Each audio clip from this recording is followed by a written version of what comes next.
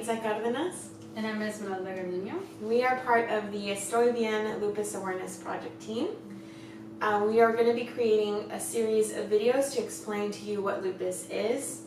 And just to give you a little background on this entire project, my mother's 10-year death anniversary is coming up, and in memory of my mom, I decided to create this project and bring both Esmeralda and our amazing friend Itzia, I'm going to show on to help me create and develop this project. So today we're going to talk about the different symptoms that led to an official diagnosis, and I'm going to share my mother's experience. And I'm going to share mine.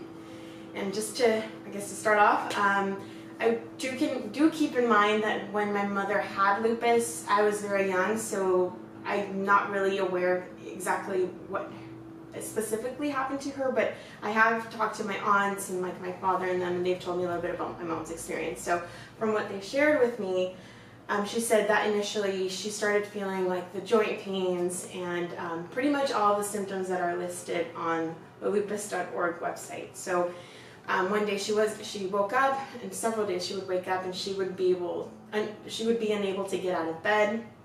That's like repetitive. She was unable to get out of bed.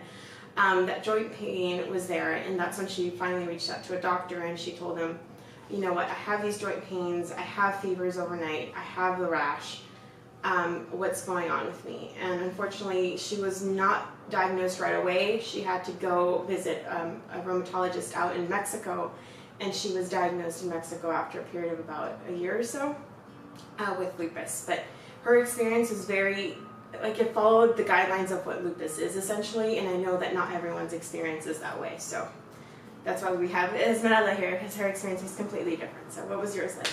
Yeah, so I was diagnosed with lupus in June of 2009. I experienced symptoms starting in April of 2009.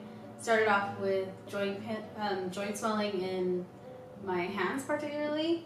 I'm very aware of my body, so whenever there's any changes, I'm quick to just tell someone, and I told my pediatric doctor at that time about my swelling in my joints.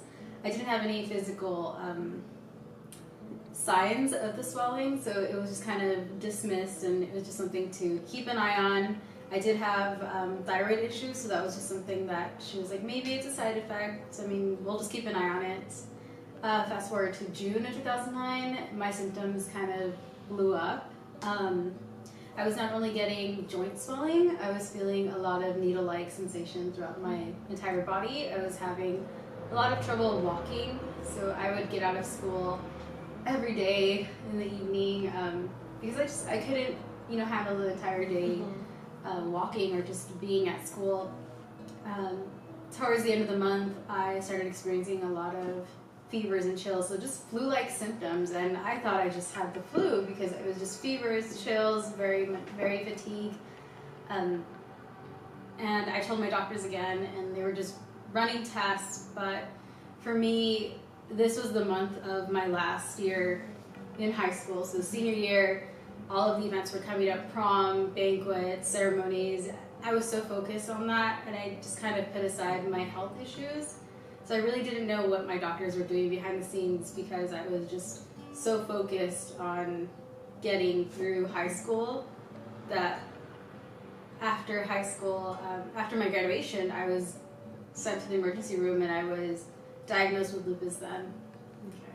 So as you can see in my mother's case, it was just a variety of symptoms that occurred throughout time, nothing too drastic.